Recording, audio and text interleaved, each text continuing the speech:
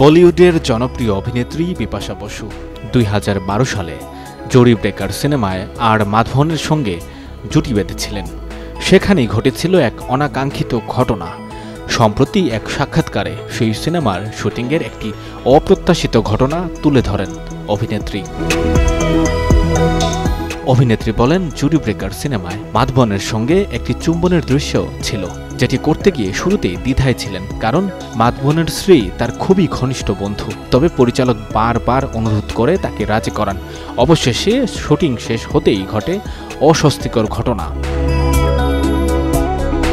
বিপাশা বলেন, দৃশ্যটি শেষ করে তিনি সঙ্গে সঙ্গে নিজের ঘরে চলে যান, কারণ তার গা গুলিয়ে উঠছিল, অসুস্থ অনুভব করছিলেন। তিনি বলেন, পরে জানতে পারি মাধবন শুটিংয়ের আগে পেঁয়াজ রয়েছে এমন খাবার খেয়েছিলেন, যার গন্ধ থেকেই এমন প্রতিক্রিয়া হয় তার। যদিও এ ঘটনাকে স্বাভাবিকভাবেই তুলে ধরেন বিপাশা বসু, তবে এ নিয়ে তাদের সম্পর্কের উপর কোনো প্রভাব পড়েনি। মাধবনের সঙ্গে এখনও তার বন্ধুত্ব অটুট রয়েছে, আর তারা নিয়মিত যোগাযোগও রাখেন।